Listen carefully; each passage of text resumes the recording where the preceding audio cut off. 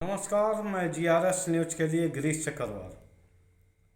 आज के इस ब्लॉग में मैं बात करूंगा चुनाव आयोग के नित्य बदलते नियमों और चुनाव आयोग के उस स्पष्टीकरण को जो कि विपक्षी दलों की एकता के बाद चुनाव आयोग को मजबूर होना पड़ा। इस प्रेस कॉन्फ्रेंस में न सिर्फ चुनाव आयुक्त ने अपनी गलती मानी चुनाव के समय को लेकर, बल्कि उन्होंने विपक्ष पर भी व्यंग्य बाण चलाए, लेकिन इस सवाल का जवाब अभी तक नहीं दे पाए। आखिर प्रधानमंत्री और गृह मंत्री की हेट स्पीच को लेकर उसने क्या कदम उठाए। आप सभी लोग जानते हैं कि कल मतगणना का दिन है और संभवतः जिस समय हम यहाँ वीडियो अपलोड कर रहे होंगे उस समय तक कल ये तय हो जाएगा कि देश के मतदाताओं ने आखिर अपनी रहनुमाई के लिए 5 साल का मौका किस राजनीतिक गठबंधन को दिया है। लेकिन इससे पहले मैं चुनाव आयोग के उन बदलते सवालों की ओर, नियमों की ओर आपका ध्यान खींचना चाहूँगा जो चुनाव आयोग ने अपनी ओर से बीच चुनाव में बदलने की कोशिश की। विपक्ष की सक्रियता और एकता के कारण हालांकि ये संभव नहीं हो पाया, लेकिन जिस तरह से चुनाव आयोग प्रेस वार्ता करने को मजबूर हुआ, उसने ये दिखा दिया कि निश्चित तौर पर चुनाव आयोग सरकार का एक उपक्रम यानी कि सत्ताधारी दल का एक प्रकोष्ठ बनकर काम करता रहा है। सबसे ज़्यादा सवालिया निशान मतगणना में चुनाव आयोग को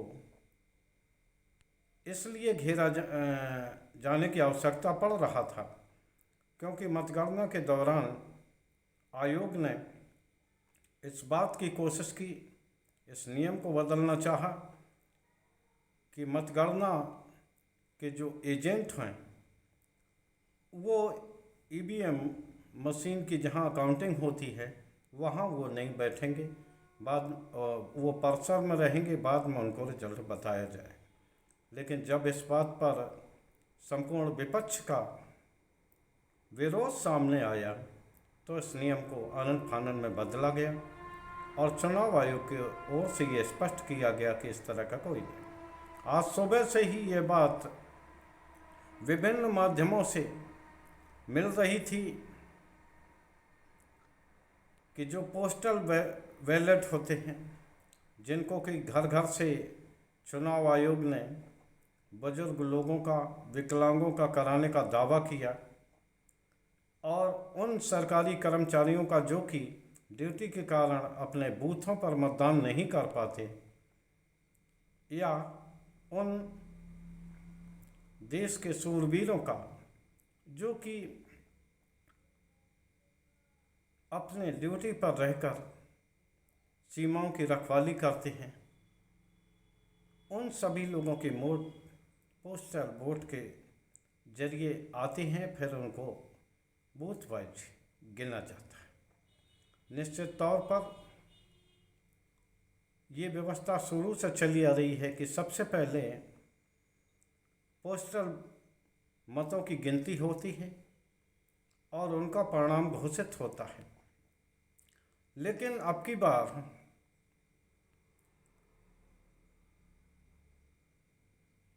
चुनाव आयोग ने इसको बदलने की असफल कोशिश की, क्योंकि आप सभी लोग जानते हैं 2022 के उत्तर प्रदेश विधानसभा के चुनाव में भी इसी प्रकार की धांधलियां कई विधानसभा क्षेत्रों में हुई थी। पोस्टल वोटों के सहारे न सिर्फ सत्ताधारी दल के हारे हुए विधायकों को जिताया गया, आरोप तो यहाँ तक है कि जब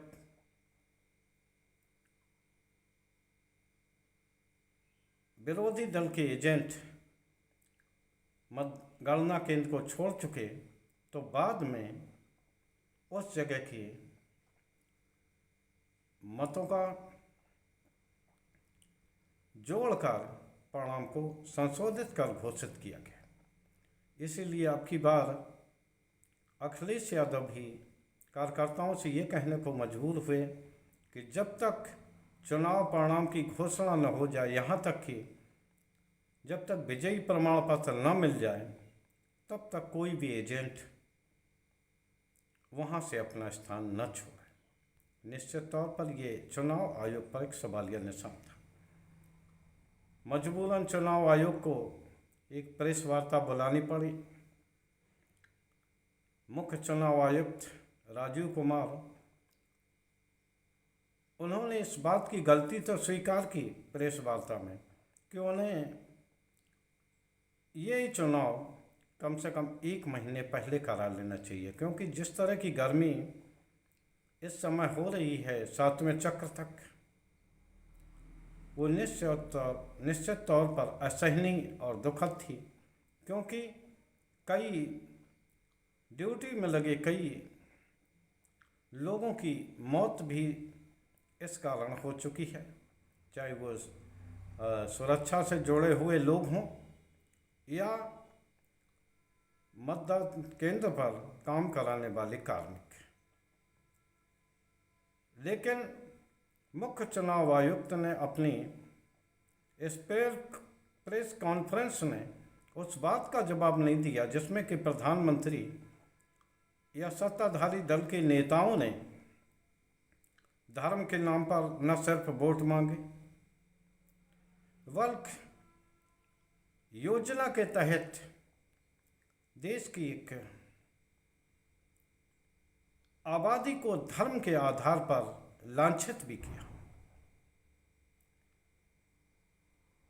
सब लोगों को आशा थी कि जब प्रेस कॉन्फ्रेंस कर ही रहा है चुनाव आयोग तो इस बात की जानकारी जरूर देगा। हालांकि मतगणना स्तर पर पोस्टल बैलेट की काउंटिंग पहले की तरह यथावत, यानी कि पहले ही करने और उसकी घोषणा भी पहले ही किए जाने की बात पर चुनाव आयोग ने हामी भरी और उन्होंने कहा कि वो चाह कर भी मध्य चुनाव के बीच नियमों को नहीं बदल सकते। हालांकि जो विपक्ष ने आरोप लगाया था कि मतगणना से पहले गृह मंत्री अमित शाह ने देश के 150 जिलाधिकारियों से, जो कि विभिन्न जिलों में पदस्थ हैं, उन पर दबाव डाला। इस बात को लेकर चुनाव आयोग ने हालांकि सीधा जवाब नहीं दिया, वो विपक्ष के नेताओं से सबूत मांगते रहे, लेकिन इस बात में कुछ सत्यता नजर आती है। क्योंकि इसका जवाब आखिर गृह मंत्री ने क्यों नहीं दिया? क्या उन्होंने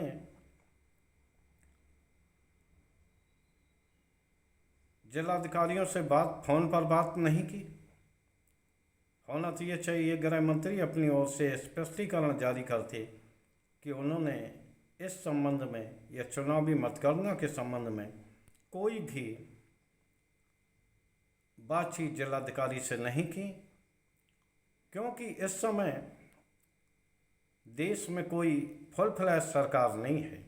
एक कार्यवाहक सरकार है जिसका दायित्व सिर्फ आपत्तिजनक परिस्थिति में ही हो सकता है या देश की सुरक्षा से जुड़े मामलों में हो सकता है, लेकिन रोज के काम में ये सरकार कोई हस्तक्षेप नहीं कर सकती। इस समय चुनाव आयोग मालूम है, लेकिन चुनाव आयोग का रवैया क्या रहा है ये आप सभी लोगों ने प्रथम चक्र से ही देख लिया।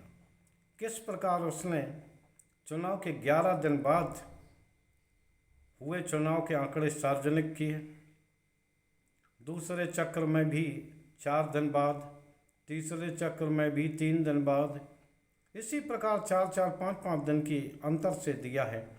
आज उन्होंने पूरे 7 चक्रों का एक संशोधित आंकड़ा जारी किया, जिसमें 66% से अधिक मतदान होना बताया गया है। इसके लिए चुनाव आयुक्त ने पूरे देश के मतदाताओं का धन्यवाद भी किया। कल चूंकि मतगणना का दिन है, तो ये तय हो जाएगा कि आखिर जनता ने क्या किया है और मशीनों में किस राजनीतिक दल के पक्ष में अपना फैसला सुनाया है। लेकिन जिस प्रकार चुनाव आयोग अपनी प्रेस वार्ता में शेर व शायरी की जगह सहारा लेकर विपक्षी दलों पर हमलावर दिखाई दिया, उसकी तो सिर्फ आलोचना की जानी चाहिए, क्योंकि चुनाव आयोग का केवल यही काम है और उसके पास कोई काम नहीं रहता, न ही उसके पास कोई जनता से जुड़े लोग उनसे मिलने ही जाते हैं। देश के चुनाव को शांतिपूर्ण और निष्पक्ष ढंग से कराने का ही काम उसके पास भी है। अगर इसको लेकर कोई सवाल उठता है और चुनाव आयोग विपक्षी दलों को उन शिकायतों को रखने को मिलने तक का मौका नहीं देता है, तो निश्चित तौर पर आयोग पर तो सवाल उठेंगे ही। हालांकि चुनाव आयुक्त ने इस बात को खारिज किया कि वो किसी से मिलने का टाइम नहीं देते विपक्षी दलों को, लेकिन ये देखा गया है कि किस प्रकार चुनाव आयोग ने विपक्षी दलों को मिलने का समय नहीं दिया, और जैसे ही देश के गृह मंत्री पर बात आई, चुनाव आयोग तुरंत सक्रिय हुआ और एक बड़ी प्रेस वार्ता करके किस प्रकार उसने विपक्षी दलों को टारगेट करने की रणनीति बनाई। खैर, कल क्या होगा, ये सभी इस बात को लेकर पूरी तैयारियां लगभग हो चुकी हैं। सत्ताधारी दल से लेकर विपक्षी दल तक इस बात को लेकर तैयार हैं और अपने अपनी योजना के अनुसार वो काम करेंगे। लेकिन जिस प्रकार की शक शुबह की गुंजाइश